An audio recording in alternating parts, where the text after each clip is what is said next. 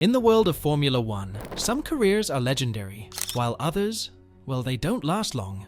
Imagine spending your whole life chasing the F1 dream, only to have it all taken away after just 4 races.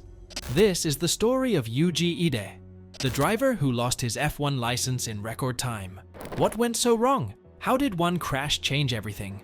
Today, we'll dive into one of F1's most shocking stories. Yuij Ide's path to Formula One was not without merit.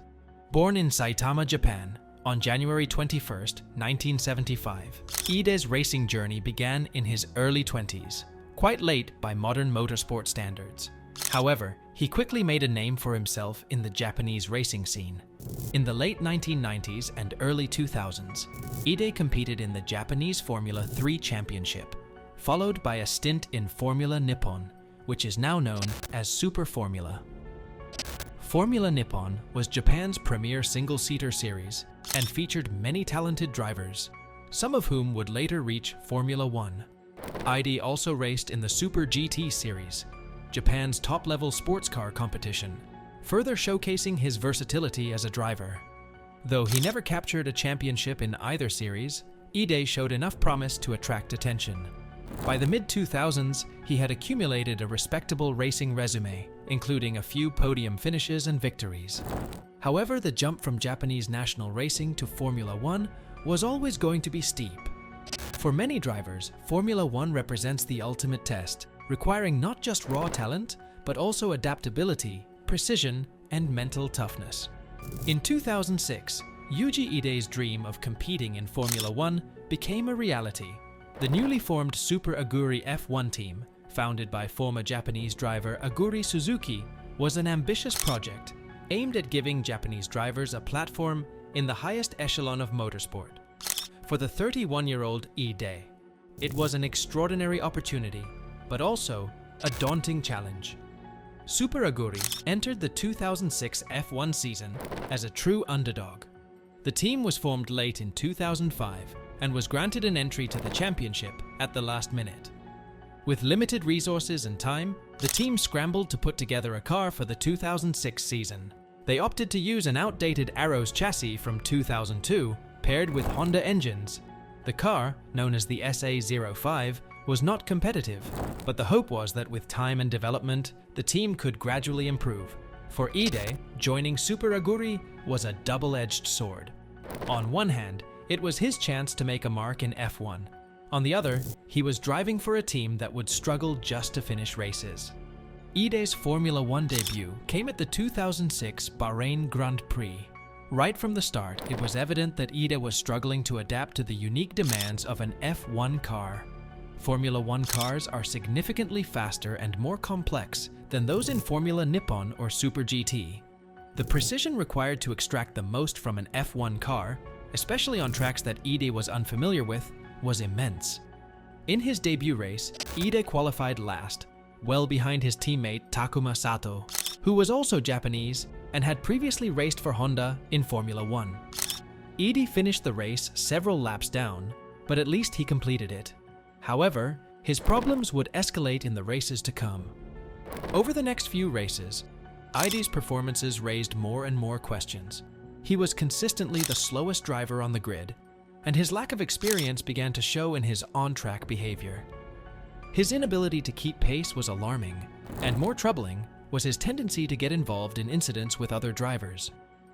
The breaking point came during the 4th race of the season, the 2006 San Marino Grand Prix at Imola. In the opening laps of the race, Ide collided with Dutch driver Christijan Albers of the Midland F1 team. The crash was significant, sending Albers into a barrel roll. Thankfully, Albers was unhurt, but the crash put Ide's driving under intense scrutiny. The collision led to widespread criticism from the media, fans, and fellow drivers. It became clear that Ide's lack of experience was not just hampering his performance, but also posing a safety risk on the track. The FIA, Formula One's governing body, took notice. Following the Imola incident, calls for Ide to be replaced began to grow louder. Even within the Super Aguri team, there were discussions about whether Ide was ready for Formula One. The pressure on Ide was immense. In modern Formula One, even talented rookies are expected to adapt quickly, and Ide's performances were far below what was expected. However, the situation was complicated by the fact that Super Aguri was a Japanese team, and there was significant pressure to keep a Japanese driver in the car. Nonetheless, the safety concerns surrounding Ide's driving forced the team and the FIA to take action. In a very rare decision, the FIA, Formula One's governing body, made the tough choice to revoke Yuij Ide's super license after only 4 races. A super license is a special qualification that every driver must have to compete in Formula One, and having it taken away is an unusual and serious step. This effectively ended Yuij Ide's Formula One career. The main reason behind the FIA's decision to revoke Ide's super license was safety.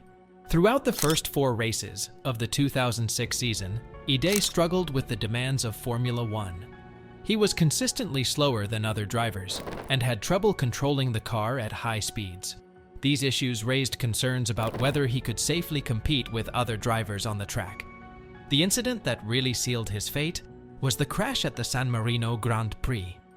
During the race, Ide collided with another driver, Christijan Albers, in a serious accident that caused Albers' car to flip over. Fortunately, Albers wasn't injured, but the crash made it clear that Ide's driving was potentially dangerous. The FIA couldn't ignore the fact that Ide's inexperience and mistakes could lead to even more dangerous situations, so they made the difficult decision to revoke his super license. Super Aguri, the team Ide was driving for, was understandably disappointed by the FIA's decision. Aguri Suzuki, the team's founder and a former F1 driver himself, expressed sadness over how things turned out. He admitted that the team had put Ide in a tough position by giving him little time to prepare before the season started. Ideally, Suzuki wanted to give Ide more time to adjust to Formula One's challenges. However, Suzuki also recognized that the FIA's decision was based on safety, and it was hard to argue with that. The team had to move on quickly and find a replacement for Ide to keep racing in the 2006 season. For Yuij Ide, this was the end of his Formula One dream. After only 4 races, his F1 career was over, and he became one of the sport's most infamous drivers.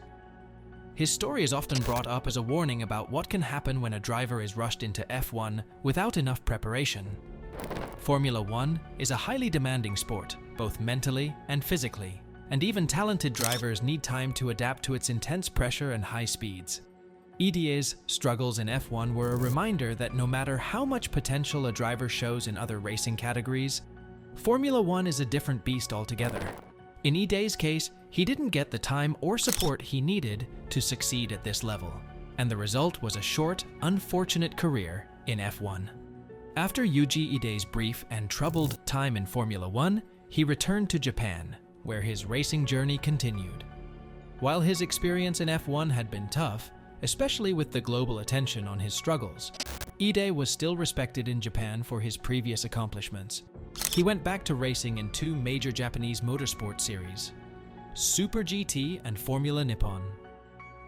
Super GT is one of Japan's top racing championships, involving highly competitive teams and talented drivers. Similarly, Formula Nippon, now called Super Formula, is Japan's leading single-seater racing series. Before his stint in F1, Ide had proven himself in these series, so returning to them made sense. In Super GT, Ide raced for several more seasons. While he never became a champion or a superstar, he was able to compete against some of the best drivers in Japan.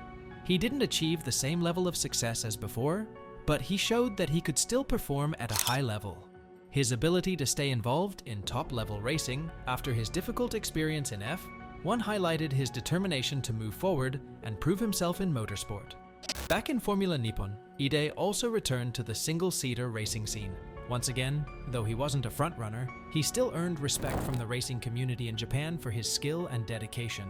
Ide's performance in these races demonstrated that while Formula One might not have worked out for him, he was still a capable driver in other formats. What stands out about Yuij Ide's post-F1 career is his resilience. Many drivers, after such a tough and public failure in Formula One, would find it hard to continue. However, Ide showed that he had the mental toughness to keep going, even when the odds seemed against him. His time in Formula One was marked by struggles and setbacks, but rather than quitting, Ide chose to keep racing. He returned to a familiar environment where he could perform better and where he felt more comfortable. This speaks volumes about his passion for the sport and his refusal to let one chapter in his career define him. Ide's story after Formula One is one of perseverance. Even though his time in the most prestigious motorsport ended badly, he didn't let that stop him from enjoying a successful career in Japan. Ide may not have achieved global fame or F1 success, but he remained a beloved and respected figure in the Japanese racing scene. His ability to bounce back from the lows of F1 is a testament to his love for racing and his ability to overcome challenges. Ultimately, Yuij Ide's story shows that even after major disappointments, one can find success by continuing to pursue their passion. Yuij Ide's formula. One career may have been short and controversial, but it left a lasting impact on the sport. His story is often used as a cautionary tale for teams and drivers about the risks of promoting a driver to F1 too quickly. The lessons from Ide's downfall have been cited in discussions about driver development and the importance of giving drivers time to adapt before entering Formula One. In the annals of Formula One history, Ide is remembered as one of the most infamous rookies ever. His 4-race stint was marked by crashes, poor performances, and ultimately, a loss of his super license. However, his story also serves as a reminder of the incredible pressure that F1 drivers face and the fine margins that separate success from failure. For future generations of drivers, Ide's career serves as a warning about the dangers of being rushed into F1 without proper preparation. Formula One is a brutal and unforgiving sport, and even the smallest mistakes can have massive consequences. What do you think? Could Yuij Ide have succeeded in F1 with more time? Or was the pressure too much? Let us know your thoughts in the comments below. If you enjoyed this video and want to hear more untold stories from Formula One, make sure to hit that subscribe button and give us a thumbs up. Who knows, the next story might just surprise you.